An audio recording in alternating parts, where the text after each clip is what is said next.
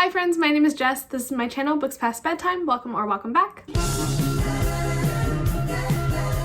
Today I'm going to be talking about all the books I read in November. So November was a pretty good reading month for me. I got a little off the rails in the middle of the month, so I didn't read quite as much as I wanted to, but overall I definitely had a pretty good reading month. So in the month of November, I did manage to finish 14 books and I read a total of 5,116 pages. Of the books I read, I had a fairly average reading month. My average rating was 3.79, and I had a total of 1 5-star book, 3 4.5-star books, 5 4-star books, 2 books that I rated 3.5 stars, 1 book I gave 3 stars, 1 book I gave 2.5 stars, and 1 book I gave 2 stars. As far as format goes, I actually read 0 ebooks this month, which honestly was great. I don't like ebooks very much, so I don't hate this at all. And then my audio and physical was split exactly evenly, so I listened to 7 audiobooks and I read 7 books physically. As far as intended audience, I ended up reading 9 adult books, 3 YA, and 2 middle grades. And then as far as genre goes, I didn't have a big variation of genres this month, so I read 6 fantasies, which is wild to me, but most of them were kind of like light fantasy, no heavy high fantasy for me. And then I read 2 thrillers and 6 literary fiction books. So let's just get into talking about the books. So starting off strong, my favorite read of November was Anxious People by Frederick Bachman. I read this book during the Hannah Montana readathon and I vlogged my experience, so if you want to see me cry and gush about this book, definitely go check that video out. But just really quick, this book at its core is about a hostage situation. This failed bank robber takes a bunch of people who are at an apartment viewing hostage, and more than being a bad person, they just have gotten in over their head. And so that's the basic plot of this story, but more than anything, this is a book about human nature, gray morality, how things aren't always black and white, and people are both bad and good at the same time. And we are just following a very diverse cast of characters in this book, and by the end you come to love and care for all of them, and this was really just a very unique story. Frederick Bachman has such an engaging writing style, and I really enjoyed how he revealed information about how the characters were connected little by little along the way. It almost reads kind of like a thriller in that it's page turning. You want to know what's going to happen next and what the next connection is, and he's just a really strong writer in general and a really unique writer. I really loved this story so much. I definitely would recommend this to pretty much everyone. This was by far my favorite read of the month and the one book that earned a 5-star rating from me. Another one of my favorites from the month was Cemetery Boys by Aiden Thomas. This one got a 4.5 rating from me. I think I rated it 5 stars on Goodreads, but I think it just isn't quite as strong as some of my other 5 stars, although I really loved this book. This is a YA fantasy book following our main character 𝗂𝗄𝗄, who is trans, and 𝗂𝗄𝗄 really struggles with the fact that his family does not accept him. He comes from a long line of magic in his family, in that the men in his family can talk to and summon ghosts while the women are healers. 𝗂𝗄𝗄 really feels as though he has the capabilities to be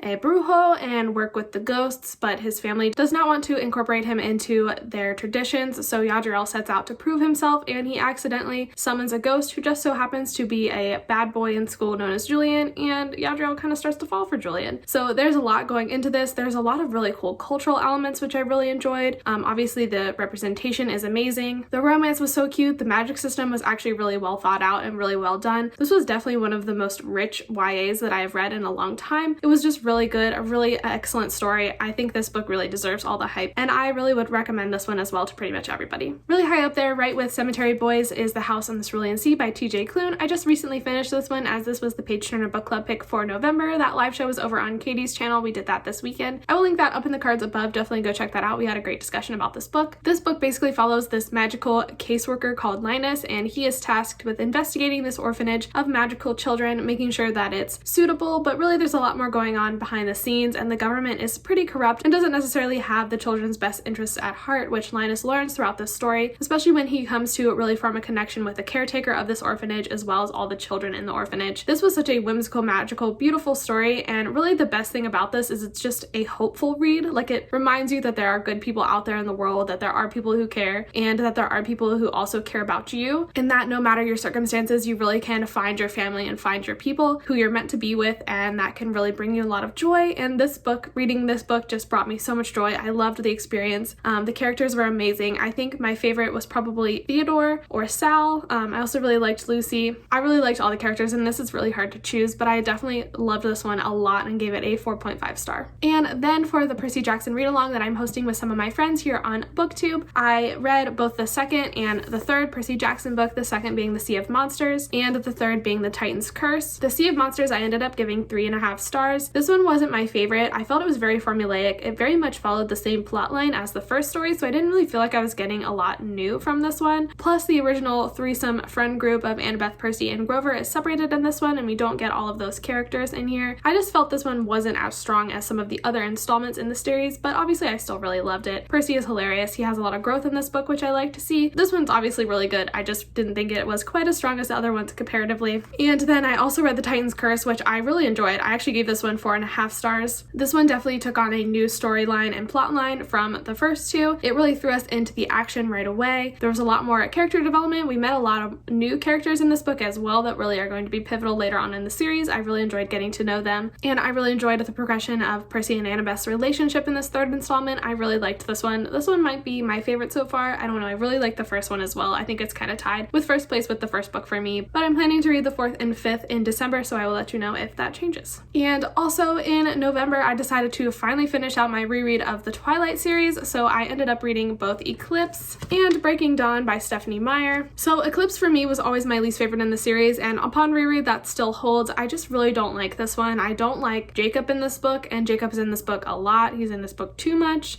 He's in this series too much, to be honest with you. In this book, there are some dubious consent issues with Jacob, and it's really just not my thing. He just aggravates me so much, really ruins this book for me. Also, I don't remember this book being so slow. Like, the main focus of this book is when they're up on the snowy mountain, you know, like waiting for the fight to happen, hiding away. And it took like so long to get there, and then that part was only like a little tiny chunk of the book. So I was like, what am I reading? It was just like slogging through exposition for a while in this one. So this one's definitely the weakest in my opinion. I think it's probably like a 3.5 star for me, although I think I gave it a 4. I don't know. I'm very inconsistent with my opinions apparently, but the weakest of the three, although I still enjoyed it. There's so much nostalgia. Like, the series is just fun and like so quick to read, even though they're really big books. So honestly, I could never really hate them. They're just fun to make fun of, you know? I also did read this for the Hannah Montana readathon, so if you want to hear more of my thoughts and my ramblings and my rantings, definitely check out that vlog. I will link that above. And then I also read Breaking Dawn. This was definitely an interesting experience reading this as an adult, because when you're a kid, like, I feel like the underage issues don't register as much as when you are like a full-grown adult who knows these issues like really exist and are a thing. So the whole like Jacob imprinting on Renesmee thing, I thought it was weird as a kid, but it was really weird as an adult. Definitely was not a fan of that. If I was Stephenie Meyer, I just simply would not have made Jacob fall in love with the baby, but hey, maybe that's just me. Although I don't think so. I think it's just Stephenie Meyer. But despite that, I really like Bella and Edward's relationship in this one, and I really like seeing Bella as a vampire, and I really like their whole little family dynamic thing going on, so I do really like this one.